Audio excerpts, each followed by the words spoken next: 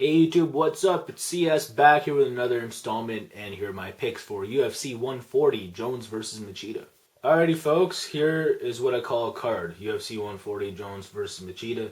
Shit looks bananas. I'll tell you this, when I was watching the Ultimate Fighter 14 finale, I was just like, yo, let's just get through this, let's move on to 140 next week. And, I actually had fun watching that card, and if you guys want to know what I think of it, I'll post a link to it somewhere on the screen below, so go check that out.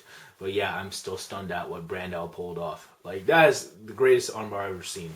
Like, that's better than Ruben Asato's armbar, if you guys know who that is. But yeah, good shit. As you guys know, you know how this works. I'll put my preliminary card picks in the description below. I don't do those. I'll just stick to the main card. So let's start off with the first bout there. It's between Mark Hominick and Chansung Jung in Featherweight. Alrighty folks, well this looks like a good way to start off the main card. I'll be surprised if this doesn't get at least one fight bonus. Whether it ends or goes 3 rounds. It has to get something. Both these guys are skilled and exciting, whether it stays standing up or goes to the ground. So yeah, we'll see. Let's take a look at who we got here. Mark the Machine Hominick and Chansung Jung, of course, the Korean Zombie. Let's start off with him first. Yeah, the guy has solid stand-up. He's the more mobile fighter on the feet from what I've seen. He likes to move around a lot more than Mark Hominick, who just likes to pretty much control the center of the octagon.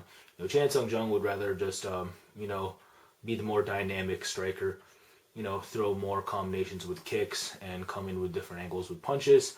And yeah, he's totally content to stand up with Mark Hominick, which I think might be his downfall. Like, if I were him, get this thing to the mat. Mark Hominick has a tricky guard, and he's a solid grappler himself, but he's shown tendencies to get, out-grappled by better grapplers if he gave him a chance. And I think Chansung Jung should be able to tap him out if it goes to the ground.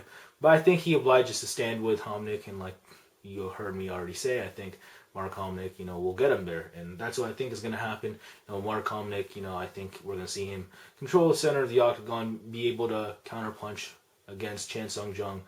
And yeah, eventually, when he starts finding his range with his jab and the combinations, I think that will eventually get to Chansung Jung, and I think he'll outbox him throughout the later rounds. So I'm going to say he picks up 2 and 3. I don't think any of these guys finish each other, because for most part I think it's going to be standing, and I don't see Mark Hominick having the power to put out Chansung Jung, kind of like that George Roop head kick. But I still think he's going to get him over the course of 3, so that's my pick. Mark Hominick 29-28 over Chansung Jung. Hey YouTube, now let's move on to that Claude Patrick-Brian Ebersole matchup in welterweight. It's funny because both these guys are 31 years old, yet Brian Ebersole has almost 50 fights more than Claude Patrick. So yeah, he has a lot of experience, and he's faced better competition, of course, more competition. So I would assume that he's faced someone similar to Claude Patrick before and beat him, because he has 48 wins, and I would assume he's beat a fighter like that in the past. Claude Patrick, relatively rudimentary stand-up. Although it's good, it's not great, and I don't think it's good enough to, pressure Brian Ebersole on the feet. And of course, Claude Patrick's grappling, he has a solid guillotine. His overall jiu-jitsu game is good, but I just don't see him getting on top of Brian Ebersole in this fight. And if Ebersole is on the bottom, I think he can, sweep him and potentially get back up or just get back on top. I don't see much offense out of Claude Patrick in this bout, especially if he can't get it to the ground in the first place. I also think Brian Ebersole is a better wrestler, and I think he has the ability to keep this thing standing. I think that he'll pick him apart on the feet with that unorthodox striking. Whatever he wants, cartwheel kicks, spinning back fists, just, whatever combinations he feels like throwing at Claude. I think, he's the more adept striker, and I think Claude will succumb to fighting a kickboxing match for the most part in this fight. So that's my pick. Brian Ebersole, I don't think he has enough to knock out Claude Patrick. Claude Patrick's a tough guy, so I'm going to say a unanimous decision for Brian Ebersole. Alright folks, let's move on to that light heavyweight bout between Tito Ortiz and Antônio Nogueira. Alright, I'll ask you guys this. Does Tito Ortiz 6 years ago, before he went on that winless streak, beat Antônio Nogueira now? I think he does. He was taking dudes down, with ease, staying on top, using that lethal ground pound. I think that's what we're going to see out of this fight. I know Nog's been working on his takedown defense, but he's not getting any younger. And I don't care how long he's going to work on this shit. I still think he's going to get taken down eventually by some of these guys. I don't see him stuffing these things all day. And I think Tito Ortiz is going to be relentless with these things. I think he's going to try to get these takedowns off by seeing Nog stuffing, these ones, like the ones that he's not setting up with strikes. But eventually, Nog will just falter to these takedowns, I think. Tito Ortiz is going to set him up with a jab or something like that. And if he doesn't get him, he'll at least bull rush Nogueira up into the cage and then clinch up with him and then eventually drop down for it. And I don't see Nogueira being able to defend those. I think that Nogueira's best bet to win this is obviously to strike with Tito. He's definitely the better boxer. The guy has like accolades in Brazil for boxing. He hits hard. He has nice, crisp, straight punches. But I don't see much boxing out of this fight because I think the old Tito Ortiz shows up and we see this new Nogueira right now, and I just think it's a recipe for disaster for him.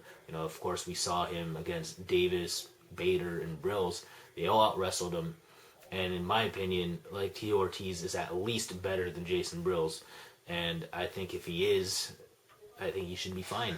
So that's my pick, Tito Ortiz. I think he's gonna take down Nogueira. I think he's gonna keep him on his back. He's going to work for a TKO with that lethal ground pound. But ultimately, I think he winds up with a unanimous decision. So that's my pick, Tito Ortiz, UD. Alrighty, folks, now let's move on to that heavyweight bout between Frank Mir and Antônio Rodrigo Nogueira. Folks, this is an easy pick for me. You got to go with Frank Mir here. He's faster, he's stronger, he's more aggressive, he has a better chin. Like, why shouldn't you go with him? I think their ground games will cancel each other out. For the most part, Nog's not the most aggressive grappler. He's content with staying off his back, and he usually doesn't press the fight going to the ground, especially against a guy like Frank Mir. I don't see how he gets it there unless he is able to out-wrestle Frank Mir somehow, or knock him down first and then tap him out. I really don't see either of those happening, so I think it's going to be primarily standing up, and if it goes to the ground, it's because Frank Mir wants to go there because he's a superior wrestler. I think he's the shooter in this bout, and he's going to determine where the fight goes. But I think both these guys are going to be content to keep it on the feet. I think they both have, something to prove, standing up. And again, I said Frank Mir having the better chin, faster, stronger, more aggressive. He should win this fight. Nog has nice, crisp, straight punches, solid combinations, solid jab. But I don't see Frank Mir staying beyond that jab. I see him being aggressive and getting around that and answering with punches of his own. And I think he's going to set up his knockout with his jab as well. Maybe a kick, who knows. But Nog's just way too slow, unathletic, and doesn't have the best chin at this point of his career. So you kind of have to go with Mir via first round knockout. So that is my pick. Alrighty, folks, let's move on to that light heavyweight championship main event between Jon Jones, the champion, and the challenger in Lyoto Machida. I think it's going to be a very easy fight for Jon Jones. I think he wins this everywhere. I think because of his reach, he is the better stand-up fighter. He knows how to use it effectively. I think he's also better inside because he'll probably wind up in the clinch where I think he's more superior. He has nice throws from inside the clinch. He has solid elbows and knees from within the clinch as well. And of course, if it just winds up on the ground, chances are it's because Jon Jones is the better wrestler and, he just took Lyoto down. I just think he's better everywhere. Absolutely.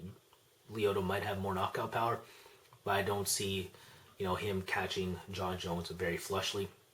Lyoto likes to stay on the outside, and he likes to utilize leg kicks, body kicks, and jabs to set up his inside combination when he rushes in and tags you with, straight punches to the face like he did against Thiago Silva. That's what he's going to want to do against Jon Jones, but I don't see it happening because as long as he's on the outside with Jones, Jones is going to, pop that jab in the face. He knows how to use that 84.5-inch reach. And of course, he's going to throw that grimy stuff like, kicks to the knees, straight side kicks to the knees and shins.